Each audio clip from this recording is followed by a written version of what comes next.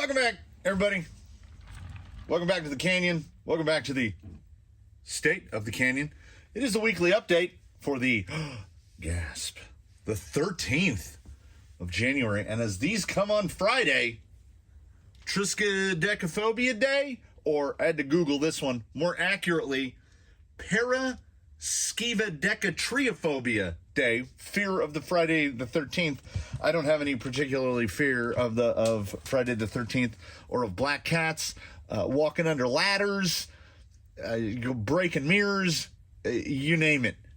My superstitions are more strange and run deeper, like if you had a good day wearing a certain pair of socks, and you want to have it, or you drank out of a particular coffee mug and you had a good day that day, well then if you're trying to connive your way into a good day in the future, you wear that same pair of socks and you drink out of that same coffee mug. I don't go so far as to not wash the socks or anything. I'm not like crazier than I think I am, you know. I think I'm sane enough to diagnose. My hands are very black right now. I get a little messy. Jake, having a little bit of a spa morning. I was doing the goal in my life is to rid my life of all these molded plastic slipper eliminators on associated vehicles. Element, whatever. If you have one of these, and he did get a half spur cover because I kept getting wires. I think I get the zip tying pretty good. Oh, yeah, the G2 went in because during that testing, 35 versus 35, this guy was so smooth on the G2. I was like, you know what? I'll throw that in there. And he does indeed have the, I think it's on this button. Yeah. So we put the, and I couldn't put it on the knob. I had forgotten. Jake got this radio because it was a four-wheel steer radio, and taking it out to the back one day, it fell out of the cart and really wanged this knob. So if you go to this screen and look at the, oh, it's not assigned to anything. It just, the numbers just jump all over the place. So that pot is killed. But I was like, we can just put him on a rig that only needs 3 channels. And then that's what I did. For some reason, I still have a whole little bin of those plastic slipper eliminators. I can't bring myself to throw them away. I don't know why. I have no intention of ever putting them back in a rig because, like I say, if you have the gear cover off and you run one, you can watch the gear going like this. And you're like, is that the gear? No, it's not the gear. It's those molded plastic. They're not trued because they're molded. The machined ones, yeah, it's like $15, but let's get the tire off the...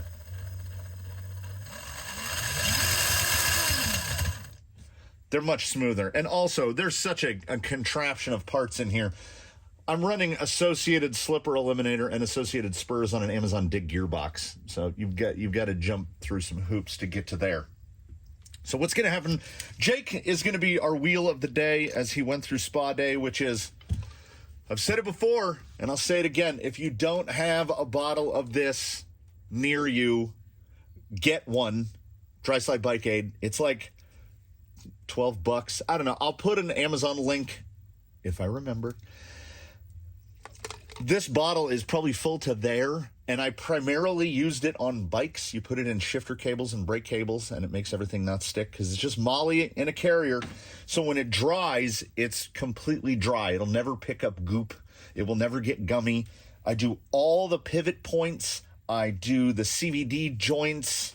You do everything, and then like there's no sound, right? And if you drive in any kind of weather, you're going to get the squeaky drive shafts and out bearings. I put it on bearings. I put it on everything. Put it on motor bearings.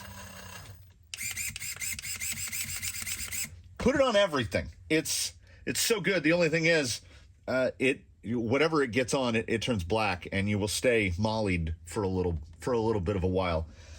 So before we take this guy out, I got some stuff to talk about while it's still fresh in my mind. We're going to give the VXT2s one more try. I don't think Correct me if I'm wrong, but I don't think they've been on Jake. If they have, they must have been unremarkable to a level that I forgot. So we're going to give it one more try. Mostly just because I want to see what Jake looks like on these Injora Deeps. Oh, man, those are sexy wheels. So Jake is like, but why? My wheel tire combo works super great. And it does.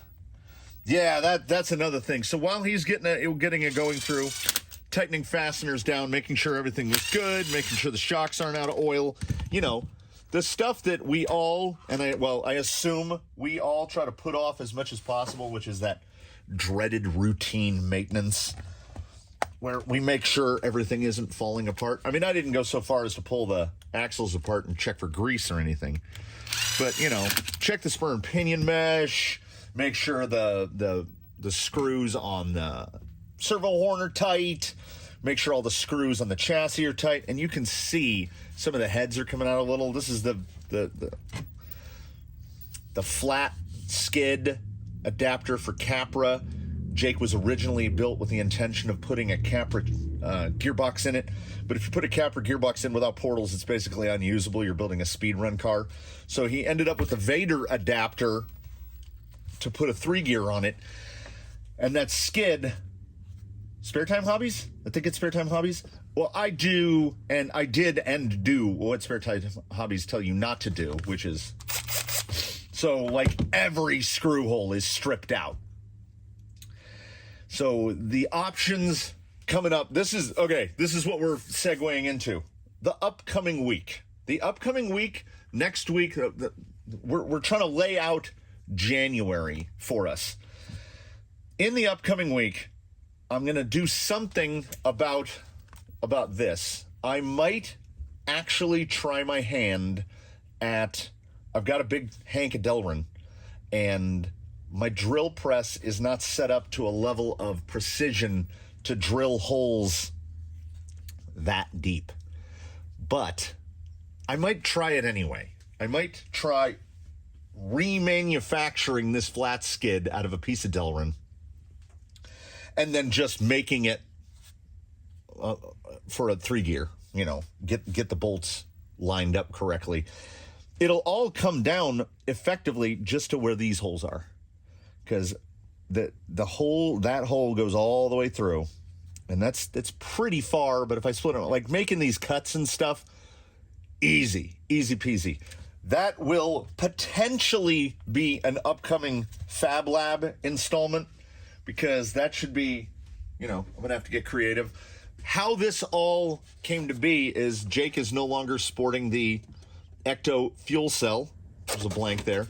Because what I hadn't noticed is that, you see this part right here? Well, that goes right there. You can see there's even more rub. So the body was like tacoed trying to fit it on over the dig servo, and now it just drops right on. So Jake should be much happier now. His body sits down level. Damn, those VXT2s, they look so good, and he's the perfect rig to run them. I don't think he's tried them. I know Misdirection tried them. I was trying them on stuff without fenders and remained unimpressed. We'll just put him over here for the moment. So, where are we at? Upcoming week, I've got some tests coming up. Now, there's Atmospheric River Talk. This is Friday morning. I filmed the weekly updates on Friday, with very few exceptions. Sometimes I film them Thursday evening. But this one is on Friday morning, Friday the 13th. So the atmospheric river is coming. The rain forecast is Saturday, Sunday, Monday, Tuesday. So 4 days of rain. I only have a couple videos already up and ready. Most notably tomorrow, Saturday the 14th, going live at the normal time, is SE and the SE. So you'll get to see the Fusion SE 1800 kV in baseline the SE. Then Sunday is the next installment of, I think It Came From the Workbench, Volume 11, Building the Kernel. So no spoilers, but we will show you this. That's all you get till Sunday. Then we'll have It Came From the Workbench, Volume 5, sometime next week. That will be more kernel material. Somewhere in there, Project Zoidberg is making another trip to the bench. Hopefully that will fit in sometime during the week, perhaps Tuesday, because what with the rain, and it will be a somewhat Fabricable episode. The motor forward will be going on the Amazon Dig Gearbox in Zoidberg. So Zoidberg's CG is going to move down quite a bit. And while I'm at it, I think I'm going to redo how his electronics are mounted. They're currently in a, why do I describe things when I can use, like, he's right there. So all of his electronics are, well, half of his electronics are shoehorned into that Traxxas box, which is servo taped with a neat little mounting bracket to the top of his dig servo. He also does not have a tray. His battery just literally straps to the top of the servo. So I would like to perhaps address that. I might move the electronics, much how Jake is with a platform right here. There's plenty of room, and this whole front end is going to have to be remaneuvered anyway. I'm just hoping that gearbox with the motor forward is going to fit without having to raise the gearbox up. This is one of those things where I don't feel like, and this is just speculation, but I do not speculate that it's just going to be plug and play. There's going to be a whole deal there, but his CG, I feel, could be much lower. His CG looks artificially low because of how high his chassis rails are, and they're that high because I wanted to run these big monster shocks and get... Everybody has to have that one rig that has way too much flex in it, and Zoidberg can get away with an excessive amount of flex because he's got a 13.5-inch wheelbase and he's like a foot wide. So he does everything pretty well, and if you have something that's performing really well, the first thing you do is take it apart and try to ruin it. At least that's what we do around here. I mean, I have rigs that genuinely require attention. Blue Sky High's wheelbase is too short for his four-wheel steer, and it makes him behave erratically. But you know what?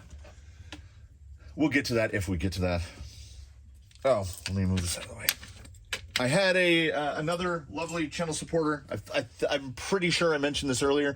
Send me the program card for the Reedy SC480. So we're going to take the Reedy SC480.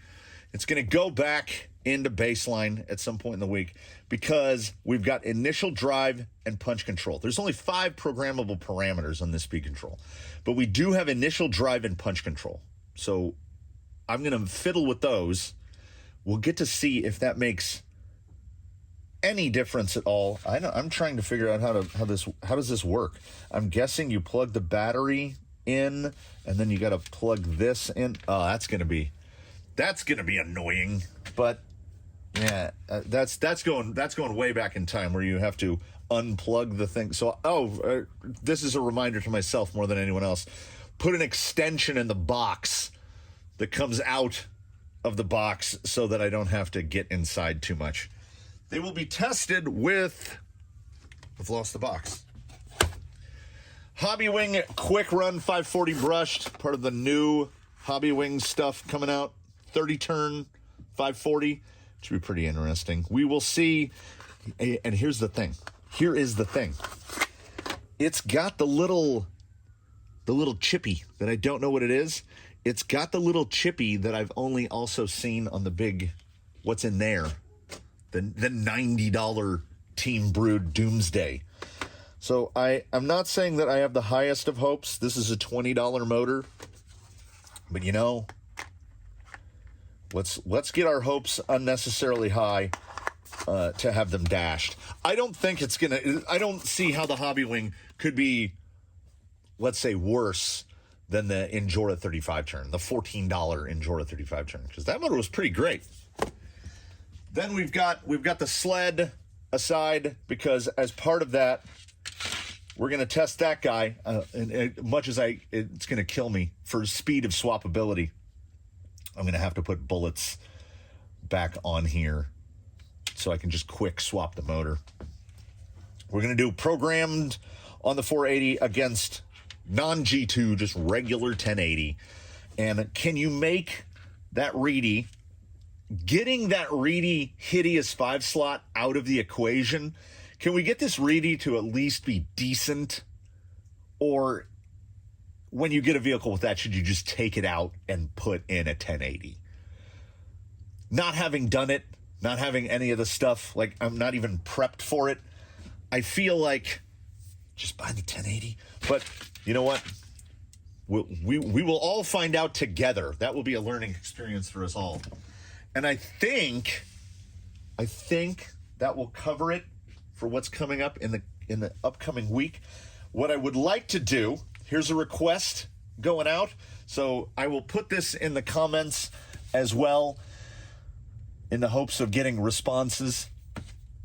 I want to say that I mentioned, we'll do a Q&A episode at some point, and I was like, maybe when I hit, like, say 2,500, and at that point I think I had like 2,350. I'm balling now. I'm at like 2,550 now, so I guess I just wasn't paying attention. So next Friday, the 20th, I would like to do the A portion to the Q, but as I'm not set up for live streaming, I don't even know what's required. The Wi-Fi inside this Faraday cage of a building is not super great. I have dedicated Wi-Fi that's inside the building. If you step outside, it just disappears off your phone. I'm in that like 4 or 5 megabit range. Like, it's enough to play some Pandora mostly, and I can access some websites on the shop laptop, but I don't think we've got live stream level, because to get Wi-Fi into this building, I used Ethernet over power.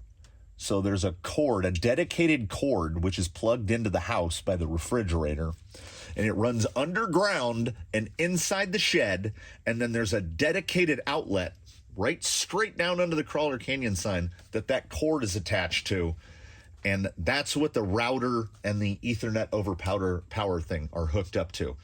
So that's I mean, there's probably a better way, but we're in real Faraday cage status. Metal roof, metal walls, metal trusses. Wi-Fi does not exist in here, except for the Wi-Fi that comes out of here and only works in about a 625 square foot area. So at any point during the week, put your cues in the comments of any video. This one would be preferable. It would be easier for me to find. But if you put a cue anywhere, whatever it's about. If you want to ask me a question about tires, if you want to ask me a question about how did you come to be the way you are, whatever you want, next week I'll do some wheeling around and I'll go down the list and I will answer as many questions as I can to the best of my ability. The Friday after that, is that the final? So 13th, 20th, 27th. The final Friday of January will be the 1 year anniversary. Well, 1 day off. The 1 year anniversary of the Grand Tour, where I did the walk around with the Tour of the Obstacles. So I think it's very fitting, and I might even be able to like slip some footage in if I still have it. So no promises there, but we will do a grand tour of the full canyon. We'll do the whole canyon. And I've been cleaning furiously to the level of a nesting pregnant mother of the workshop to try to get it at least remotely presentable. And we will get a shop tour as well. So that will be the Friday after next. Next Friday, Q&A, provided I get enough cues. You guys have got to give me enough cues to at least fill a little bit of an episode. And then shop tour, course tour the following week. I think that covers it. Are we covered? I think we're covered. So let's go out to the course. We'll wheel around a little. I'll talk about anything that I think I might have forgotten. Sometimes things just pop into my head. We'll see. And then we can get on with the rest of our days or evenings or nights or whenever you're watching this. I hope you all saw the the servo test that went this morning. The Reedy 1523 versus the Tiancong RC MG 996R. We don't just do we're not just Ford GTs and Lambos around here. We will throw a $5 servo on the tester because, why wouldn't we? Let's give those VXTs another shot. It's pretty nice out, and I'm not looking forward to the next 4 days after this one. So as I do have some warning of the impending atmospheric river, and I do have a fresh set of hair buns, I can get a rig set up for some rain duty. It's not going to be this guy. I have too many rigs. I don't know. Would I go so far as to say too many? I have quite a few rigs that I'm not really comfortable driving in the rain, let's just say. Like, Outrunners are out of the question. I have many things that have no level of waterproofing whatsoever. Hey, Husky, I'm going to have to pull that guy out again because the atmospheric river has, if nothing else, just like where the horseshoes are, there shouldn't be anything green on the ground right now. It should be desolate. And I've already spent like 8 hours weed eating in the last 2 weeks. And look at the green coming in over there. Oh, there's the latest drop. Eddie was like, I heard you need dirt. And I said, I do need dirt. So he dropped me that big pile, and I would be sifting it right now. But it's been rained on to the point where it's effectively solid. Yeah, these tires are definitely a little bigger than the Tusk. What are we? No, not Tusks. Hunks and Holds. Definitely taller than the Hunk Hold combo. I hope that handhold wasn't too shaky for everyone. I thought about hooking up the gimbal, but you know what? I'm having a good day and got some course cleaning to do. There's a lot of sticks. There's a lot of pine needles. Okay. Pull. Pull. That's up a little high.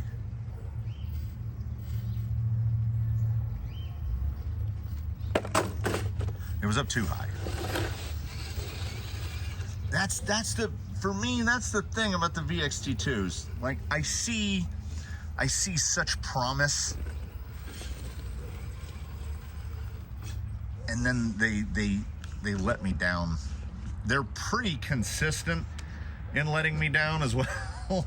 Like, every rig I throw them on, I'm like, oh, it's almost there, and then it's not there. Now, they are on their original foams, and they're significantly better than my experience with the Rock Beasts. I think it just comes down to side lug at the end of it. Like right there, if I had some side lug, I think it would pull this. Oh!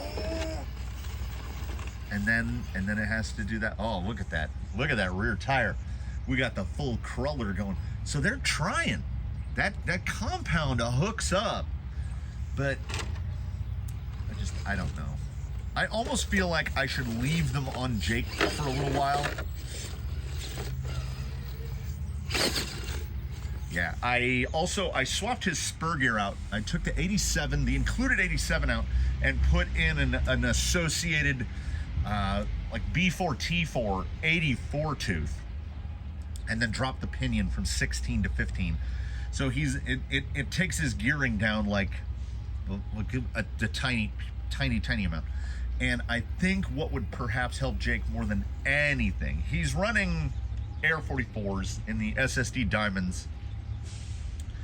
I need to get underdrive for the rear axle. Not even that much. He just needs a little bit of underdrive back there. And it's going to have to be like Vanquish gears. It can't be overdrive in the front, because you get right here. He's a peppy fellow. Real peppy. So underdriving the rear optimally, as with the 84. 87 is fine, just better clearances all around with the 84. But the 15, due to the bolt placement or whatever, with that particular motor, the 15, I have the motor's not hitting the gearbox or anything. I can't slide it over any farther. So it'll mesh a 15 with an 84, but it can't go any smaller in pinion. So if I go up 3 Chief, I go back to 87, I could go 14, so 1487. So if I can't find underdrive gears, 1487 is an option if I have to go overdrive. It's just one of those things. I love a 35 turn. It's kind of in that sweet spot for me, but in the hind end, you know, he has what is effectively a $90 motor. So I will run it just out of sheer stubbornness. But I think a 45 turn would probably have been better for this gearbox. But we never surrender. So we're gonna run it up the vertical here. Good clearance on the bumper. How we gonna do the XT2s? I mean, a little bit of ground clearance. Yeah, see, he gets no body rub on the hunk hold combo. But okay. He's so quiet. Oh yeah. I mean, his fenders would have to be absolutely carved out not to rub on these. And you know what? We're gonna do something that ordinarily we don't do. Usually we would come back down, we'd make the wrap through excessive slope here, but you know what? This is State of the Canyon. And I did some trimming during the week. So let's head on in here. Backside of Oblivion to a part of the course some may not have seen. Got the pepper trees trimmed up out of the way. They were on the ground. I took the bottom, like there were spots along here where the branches were all the way to the ground. I don't know if that was extra rain weight, but you know, if we pan over here and get it back in the shot, yeah, that's a fence post, because the way pepper trees grow, apparently, my minimal botanical knowledge, see the underneath is just all just skeleton, like sticks. And then the actual stuff is on the outside. So you have to keep constantly undercutting the dead off of it. Otherwise it just keeps weighing it down. He's so smooth. I genuinely, I'm not good enough on the maintenance schedules as I should be, because I can feel how much, yes, multiple changes, but I can feel his smoothness. He's real smooth. This is also a bridge sent to me by a lovely channel supporter. They were like, I made this and I'm never gonna put it in my yard. So of course it goes right here. One of many. There's another bridge right behind it. We love bridges here. And still with remnants of the Christmas houses, I have enough remnants to make another bridge. Not more a bridge like this, like a suspended type rope bridge. But I arrive at a problem. That being, where do I put another bridge of any kind, much less another rope bridge? Because a rope bridge needs kind of a specific environment for it. Like I had to build all that piering up out of, which was all, you know, it was all scrap, and you get into those big chunks of concrete that have like rebar stuck out of them and stuff. And then there's a lot of the logs from the, which way? Nope, this way.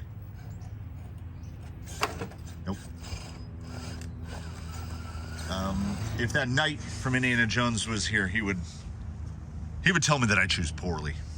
So I guess what the bridge and I am together waiting for is a point where I get more material so that I can make, like, I want to make a proper valley with, you know, crawlable stuff all around, but then a bridge from one side of the valley to the other.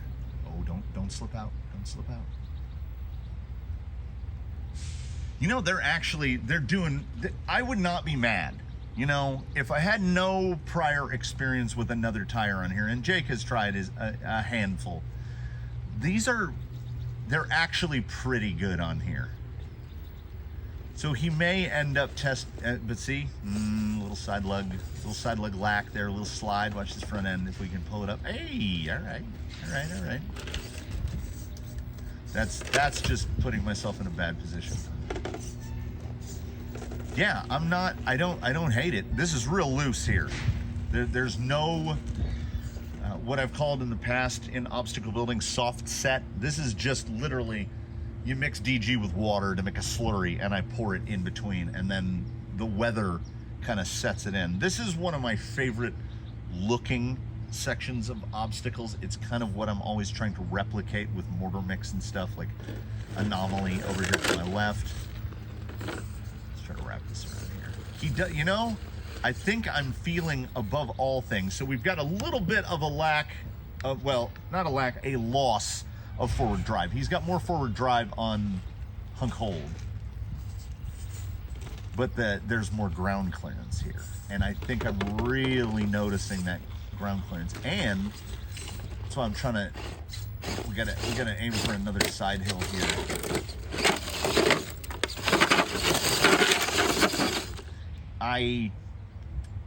He's not significantly more tippy, going up a good ways in tire, but so he's sitting 8-9 millimeters higher.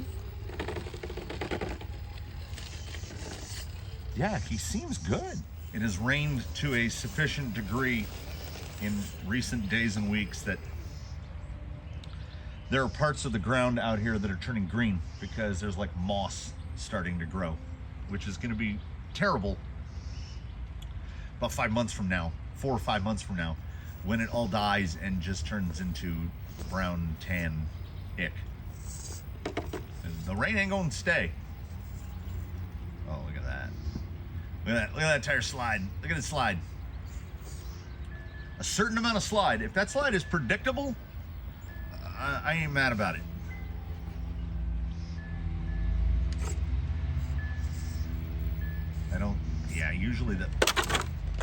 Usually a dig will drop that front corner, but that front corner was up too high.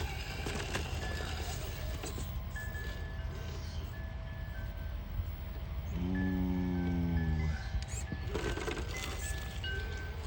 That was good. That was good response to dig. Good on ya, VFT, VXT2. That was well done on the dig. He's got a lot of steer angle here. He feels really stable. Little bit of slide there from the rear end. Container getting dropped off back there, but it's a 40. The big tall ones that look like shipping containers with no lids are 40s, and nothing I'm interested comes in a 40. I'm only interested in demo. There's a primer for those not familiar with roll-off trucks. There's 3 primary types of containers that come in there, what are called 40s, which are the big tall ones. Washouts, which are kind of like shaped like a big bathtub. It's for concrete washout. I'm not interested in, generally not interested with anything that comes in those, but they're only supposed to have washout when they clean out concrete equipment. That's what's supposed to be in there. A lot of the time they're throwing in cinder blocks and bricks and everything else, and sometimes with countertops. That's how I got all that granite. Sometimes you can extricate some of it from the washout, but once that washout starts to dry, it's like a container full of glue. And then you've got demo boxes. Demo boxes just look like the 40 yarders, but they're short. They're only like 2 feet tall. And they get filled with wonderful things, like all the rocks that you see before you. big chunks of concrete and a whole container, however many cubic yards, was it like 9 cubic yards of decomposed granite. All sorts of amazing stuff comes out of demo boxes. But there's been a real slowdown in the receipt of demo boxes as of recent. Oh, that's real high. That's real high. Kind of holding my breath here. Powered out.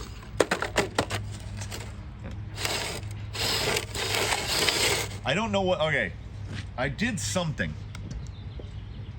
Here we are.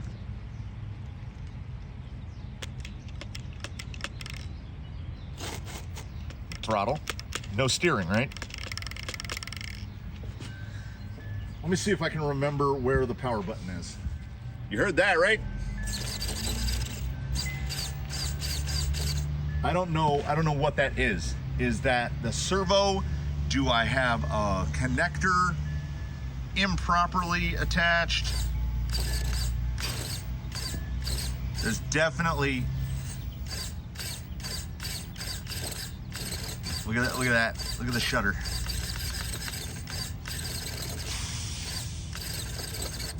Oh, now it's just lost its mind. I have no idea what that is, and it's gremlin status. Perhaps when I zip tied all the wires down too tight. So this is going to be a cut the zip ties type of thing. Try to replicate, because I can't replicate it in the shop. It comes and it goes. And now look, so weird. So weird. So that's a thing I gotta take care of.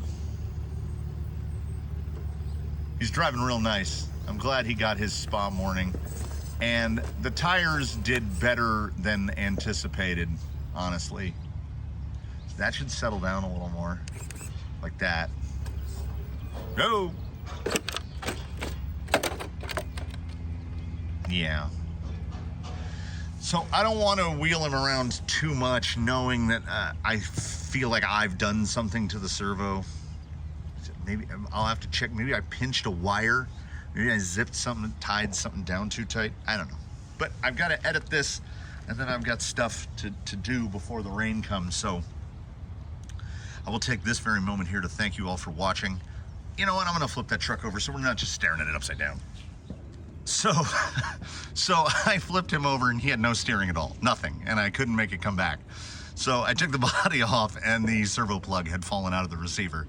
So, you know, my assumption is, you know, the glass is always half empty, right? So it's something's broken, I fried something. No, the plug was falling out of the receiver, and it does feel a little loose, so maybe I need to address either the pins or put a little liquid electrical tape over the top of it to hold it in place, because this guy does get clanged down hills pretty often. So in closing, now that I have less work to do in the shop, which is nice. Oh, look how good the steering responds now when it's plugged all the way into the receiver. I will offer this plea again, once again. Please do comment below. Leave any questions for next week's weekly update. And like if you liked it, subscribe if you haven't. Please do consider a channel membership. You know, it enables me to do more of this, if this is a thing you're into. And with that, I bid you adieu. To look forward to SE and the SE tomorrow, more kernel, all that stuff we talked about earlier. So as we go into the weekend and we successfully navigate our way through Friday the 13th, I hope that you all, one and all, in between now and the time betwixt we meet again, that you one and all do your very best. Have a good one, everybody. We'll see you in the next one.